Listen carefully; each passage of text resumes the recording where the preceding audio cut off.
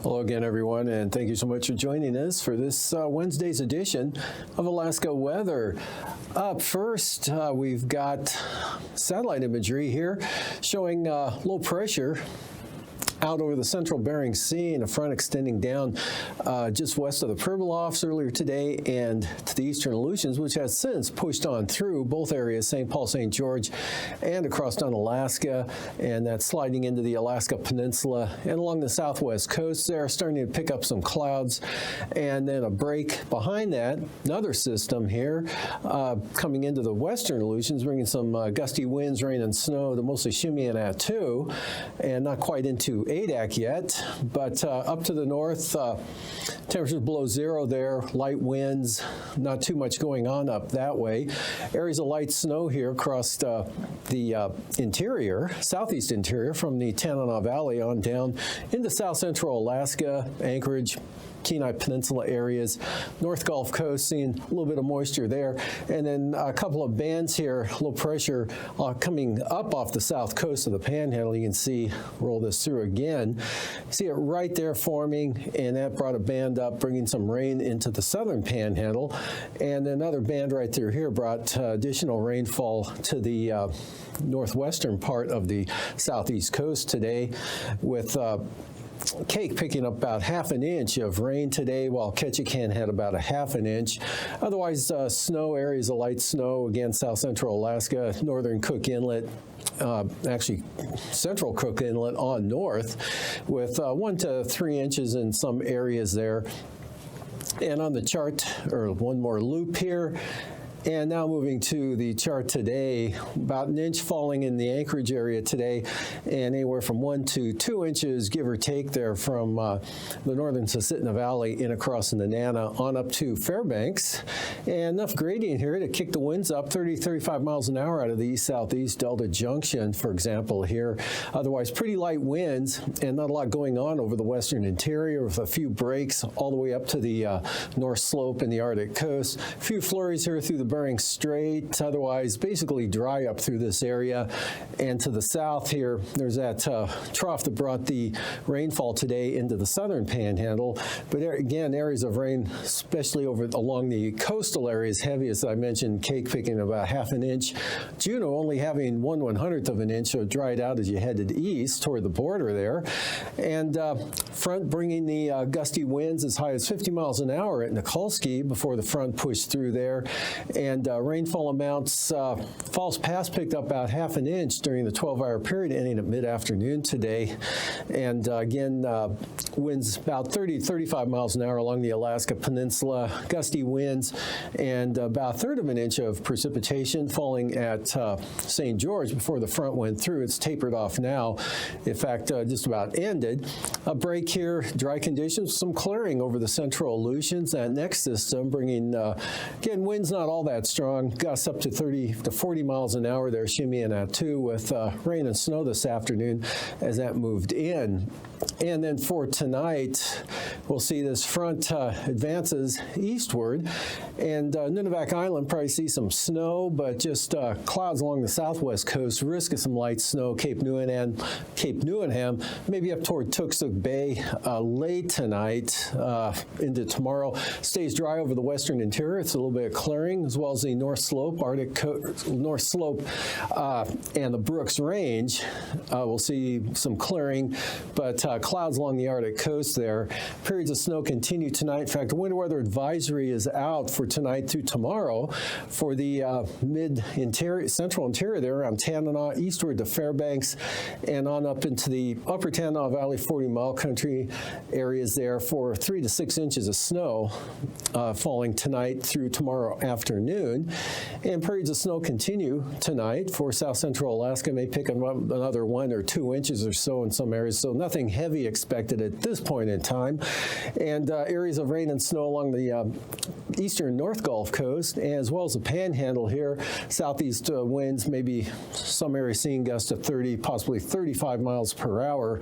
Otherwise, winds are pretty light, and the system out to the west here starts to bring some moisture in toward the central Aleutians late, and then we'll see for tomorrow, definitely got some snow showers or rain and snow mixed into the central Aleutians, heading in toward the Fox Islands.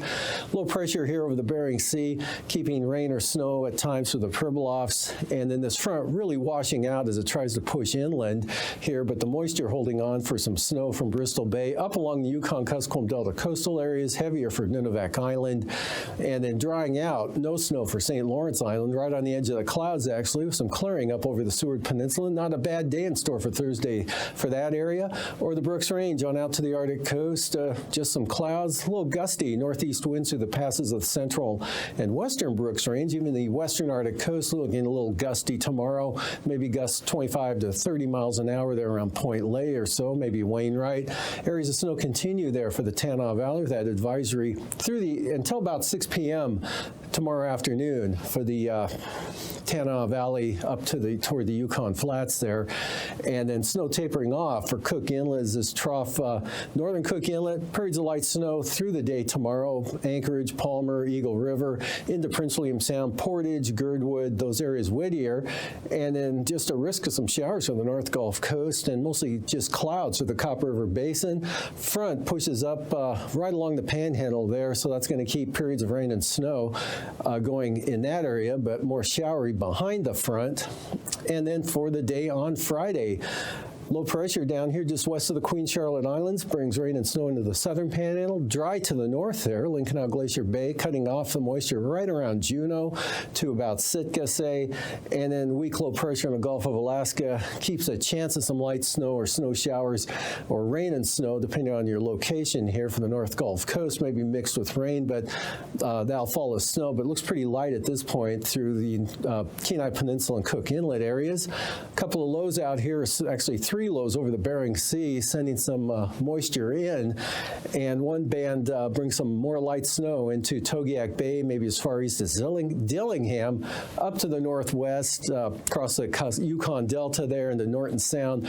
Seward Peninsula, variably cloudy, dry conditions, dry up here to the north, maybe a flurry or two along the central Arctic coast, but nothing significant. Slight chance of some rain or snow showers, Kodiak Island. Rain and snow likely all along the Aleutian chain and areas there with a couple of low centers. Weak front here just west of the eastern Aleutian, so rain and snow there with that southerly wind in advance of the front. And moving on to low temperatures for tonight.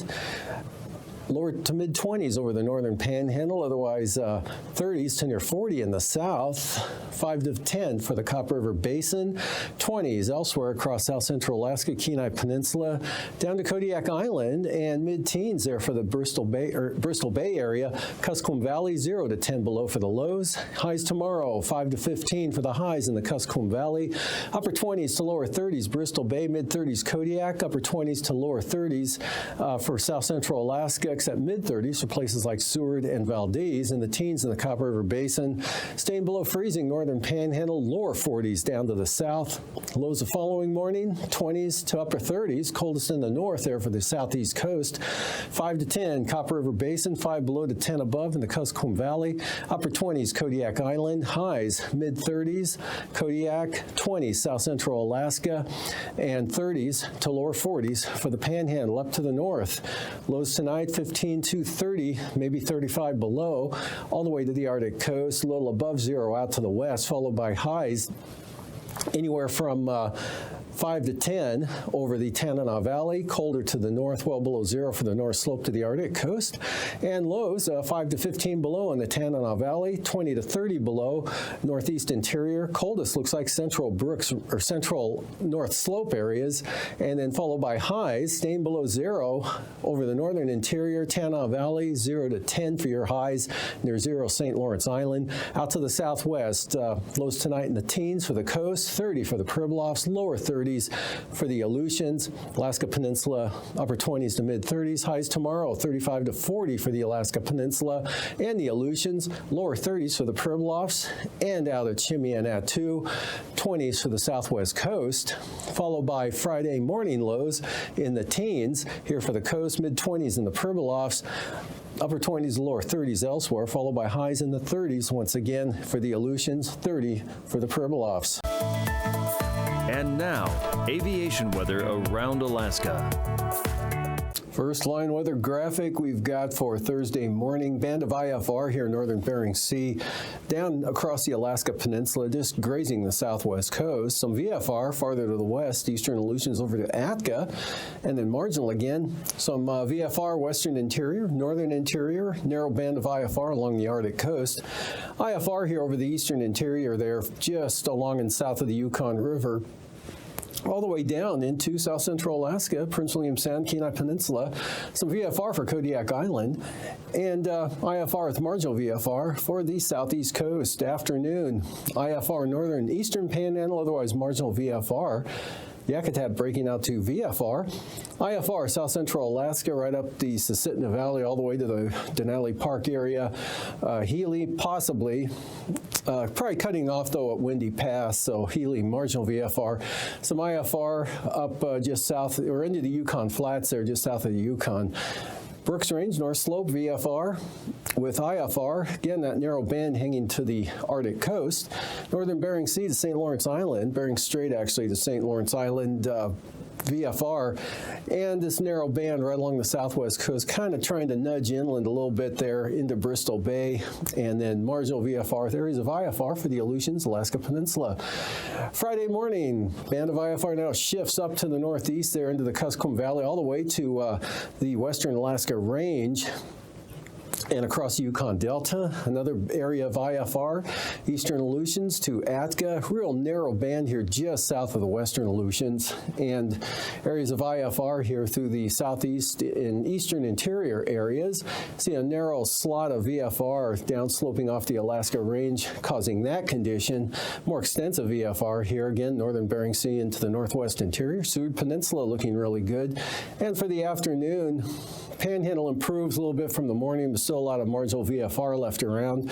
IFR here over the Koyukuk Valley and southern Kobuk Valley, down to the Yukon-Kuskokwim Delta, into the northern Bering Sea, Alaska Peninsula, and then for the passes, Anatuvik tomorrow, VFR.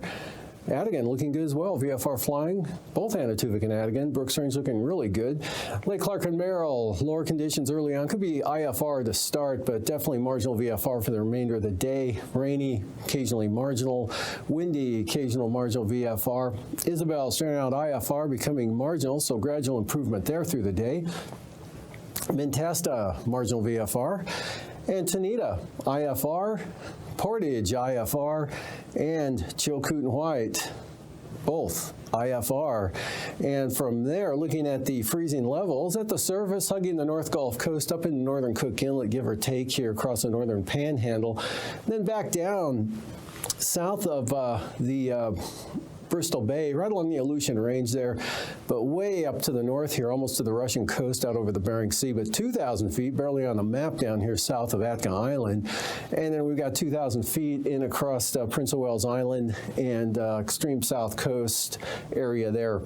And for icing, pretty good batch here moving into the southeast coast with the heaviest, considerable moderate likely over the southern Panhandle on down to the southeast. Lighter, lesser threats here could be some isolated moderate light rime icing or possibly mixed here south central Alaska up into the interior there, and then also some icing threats with that system pushing in toward the southwest coast there, Nunivak Island down across the Alaska Peninsula, and then areas of possible icing also here over the southern Bering Sea from the Pribilof State, Akanatka. And for the jet stream, really not much wind flow here, 75 knots just grazing the western Aleutians, but we've got southerly flow here, 115 knots there coming across the southern Panhandle and moving on to 9,000 feet. upper level low, weak one, actually more of a trough here. Southwest flow 75 knots, but that's south of the Panhandle. And we've got westerlies 40 to 45 knots, southeast Bering Sea, eastern Aleutian areas. Light elsewhere here. 3,000 feet. 35 to 45 knot winds here coming around this low in the Bering Sea, east 45 there to the north, light elsewhere, but 35 to 50 knots up along the Arctic coast areas of the North Slope. And turbulence-wise, look for moderate turbulence there, western Arctic coast down to about Cape Lisburne, Point Hope. Also for the eastern and central Aleutians, below about 6,000 feet, and the Panhandle there, southern southeast coast as well.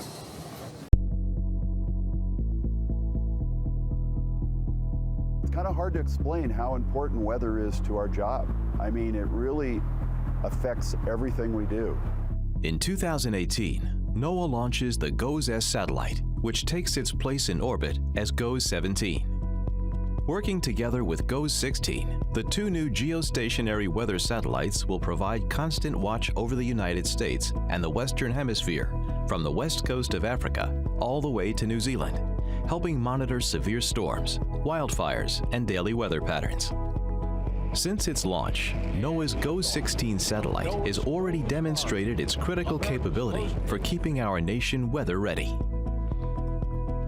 Throughout the active 2017 hurricane season, GOES-16 delivered imagery with detail and clarity never achieved before, with 4 times greater resolution than previous NOAA satellites, and delivered this imagery faster than ever before, helping forecasters predict the path of a storm and where and when it will intensify. These accurate and timely forecasts allowed for emergency managers to prepare for evacuations, map flood areas, and save lives. So the weather matters. The weather matters before the weather happens, and the weather matters after the event happens, because what we're able to do to prepare, allocate resources, provide information to the public through the media beforehand, and what we're able to do afterwards, how and when the waters are going to recede, so we know we can get vehicles with life-saving food and shelter equipment down a particular highway. All of that depends on the forecast. In the GOES West position, GOES-17 will be able to provide critical data for the westernmost United States, Alaska, and Hawaii. We're talking about getting data updates in just seconds, so we can quickly spot wildfires and closely monitor the wind direction and their intensity. The crispness of the data coming in at a faster rate will also help with fog forecasts. We can see the moment the stratus starts to develop or when it starts to move out. Like GOES-16, GOES-17 carries a suite of advanced instruments, including tools for sophisticated earth sensing, lightning detecting, solar imaging, and space weather monitoring.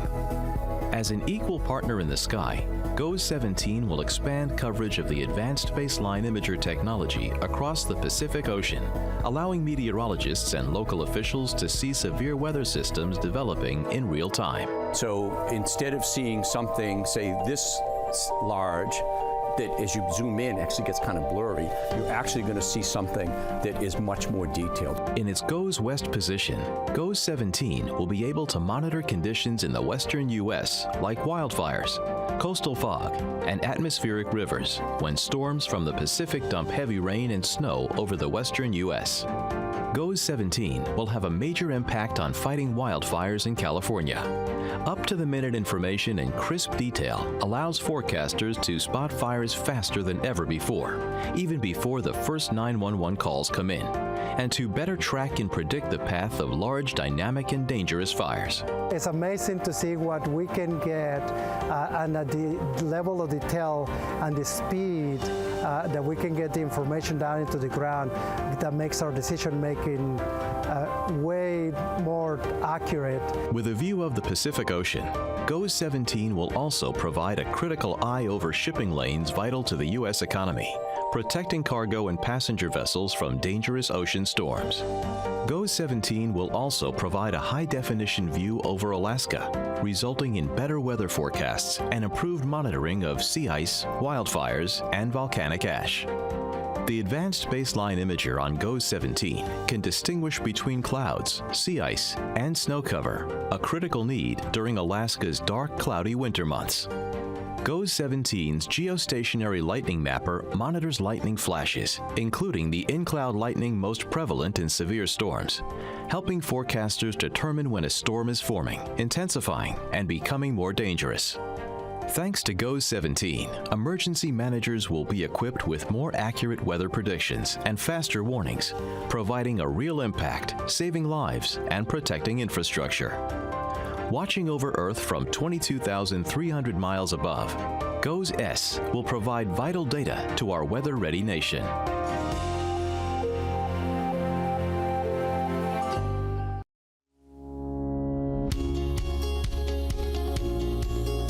Hi, I'm JPSS. I'm a high-tech weather satellite that orbits our planet. I do something called a polar orbit. I circle the Earth from North Pole to South Pole, over and over, while the Earth spins. While I do that, I get lots of information about what's going on around the globe. I watch storms, clouds, and rain. I take the temperature of the ocean, measure air quality, ozone health, and take pictures of the land and sea. This information is used for all kinds of things. It helps us take care of our coasts and oceans and all the amazing things that live there. It helps us monitor harmful weather events like floods and droughts and measure the health of the environment. Most importantly, it helps us predict weather 3 to 7 days in the future. That means I can be a big help ahead of storms, where future warnings are important. I send information to the National Weather Service. They use the information to create forecasts. The forecasts are shared with people all over the country to help prepare for weather emergencies. So you look to the sky and wave. I'll be flying by.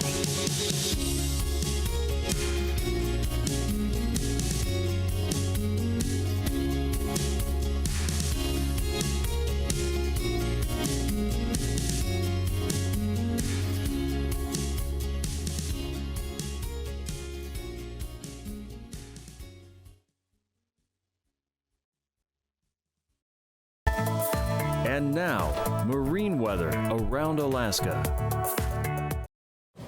Welcome back. Marine forecast, south coast of the Panhandle, south to southeast winds, 15 to 20 knots for the day Thursday. Seas around 12 feet. Up north, lighter winds, but still 15 to 25 out of the east. And Clarence Strait, southeast at 30 knots, northeast 20 knots for Stevens Passage, swinging around to the north at 30, gusting 45 knots there for Lynn Canal. And then for the day Friday, Lynn Canal, northern inner channels north at 15 knots, north 10 for Stevens Passage, southeast 15 for Clarence Strait, and coastline here, southeast winds 10 to 15 knots with 9 to 11 foot seas. And for Cook Inlet, northern Cook Inlet, light variable winds tomorrow, negligible sea heights, northeast at 10 south of the Forelands, back to variable at 10 for Kamishak Bay. Barren Islands, west winds 15 knots, 5 foot seas, northwest 20 knots for the western North Gulf Coast. Southeast 15 for Middleton Island area, and northeast 15 for Prince William Sound. Taking a look at Friday, north winds 10 knots, Prince William Sound, and southwest winds 15 knots for the western North Gulf Coast, or eastern North Gulf Coast, that is. Western North Gulf Coast, west at 20, same thing for the Barren Islands and Kamishak Bay. Cook Inlet, light northerly winds at 10 knots.